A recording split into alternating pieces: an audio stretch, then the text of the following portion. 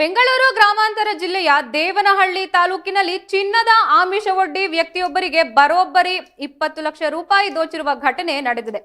ಆಂಧ್ರಪ್ರದೇಶದಿಂದ ಚಿನ್ನ ಖರೀದಿಸಲು ಬಂದಿದ್ದ ವಿಶ್ವಪ್ರಸಾದ್ ರೆಡ್ಡಿ ಎಂಬುವವರೇ ವಂಚನೆಗೊಳಗಾದ ವ್ಯಕ್ತಿ ಎಂದು ತಿಳಿದು ಬಂದಿದೆ. ದೇವನಹಳ್ಳಿಯ ವೆಂಕಟಗಿರಿ ಕೋಟೆ ಬಳಿ ಖಾಸಗಿ ಬಡಾವಣೆಯಲ್ಲಿ ಚಿನ್ನದ ವ್ಯವಹಾರ ನಡೆಸಲು ಆರೋಪಿಗಳು ಯೋಚಿಸಿದ್ದು, ಅದರಂತೆ ವಿಶ್ವಪ್ರಸಾದ್ ರೆಡ್ಡಿ ಅವರು ಆಂಧ್ರದಿಂದ ವಿಮಾನದ ಮೂಲಕ ಆಗಮಿಸಿದ್ದು, ಕಾರಿನಲ್ಲಿ ಹಣವನ್ನು ನೋಡುತ್ತಿದ್ದಾಗಲೇ ಸುಮಾರು 6 ಜನರು ದರೋಡೆಕೋರರು ತಂಡವು ಹಲ್ಲೆಗೆ ಮುಂದಾಗಿದೆ. ಕ್ಷಣ ಮಾತ್ರದಲ್ಲಿ ಎಚ್ಚೆತ್ತ ರೆಡ್ಡಿ ಅವರು ದಂಗಾಗಿದ್ದು, ಕೇವಲ 5 ನಿಮಿಷಗಳಲ್ಲಿ ಆರೋಪಿಗಳು ಹಣ ದೋಚಿ ಪರಾರಿಯಾಗಿದ್ದಾರೆ.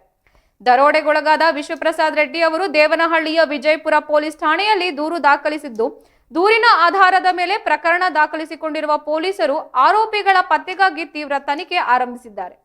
ಬೆಂಗಳೂರು ಗ್ರಾಮಾಂತರ ಜಿಲ್ಲಾ ಪೊಲೀಸ್ ವರಿಷ್ಠಾಧಿಕಾರಿ ಚಂದ್ರಕಾಂತ್ ಅವರು ಸ್ಥಳಕ್ಕೆ ಭೇಟಿ ನೀಡಿ ಪರಿಶೀಲನೆ ನಡೆಸಿದ್ದಾರೆ.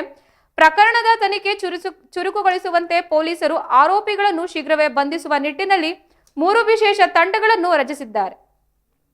ಚಿನ್ನದ ಆಮಿಷವೊಡ್ಡಿ ವಂಚನೆ ಮಾಡುತ್ತಿದ್ದ ಹಾಗೂ ದರೋಡೆ ನಡೆಸುತ್ತಿದ್ದ ಈ ಗ್ಯಾಂಗ್ನ ಪತ್ತೆಗೆ ಪೊಲೀಸರು ಬಲೆ ಬೀಸಿದ್ದು, ಈ ಘಟನೆಗೆ ಸಂಬಂಧಿಸಿದಂತೆ ಹೆಚ್ಚಿನ ಮಾಹಿತಿ ನಿರೀಕ್ಷಿಸಲಾಗುತ್ತಿದೆ.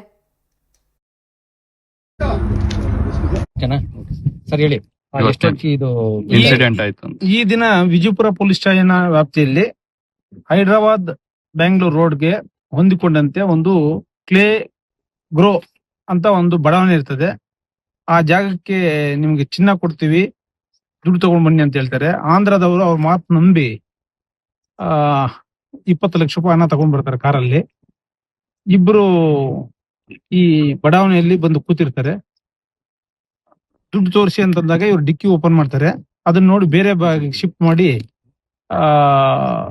ಸಮಯದಲ್ಲಿ ಈ ಬಡಾವಣೆ ಹಿಂಭಾಗದಿಂದ 2 ಬೈಕಲ್ಲಿ 4 ಜನ ಬರ್ತಾರೆ.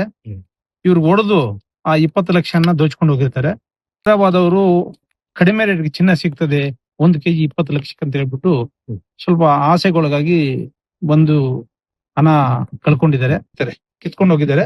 ಎಲ್ಲಾ ಆಂಗಲ್ ಅಲ್ಲೂ ನಾವು ತನಿಖೆ ಮಾಡಿ ಆರೋಪಿಗಳನ್ನ ಪತ್ತೆ ಮಾಡ್ತೀವಿ.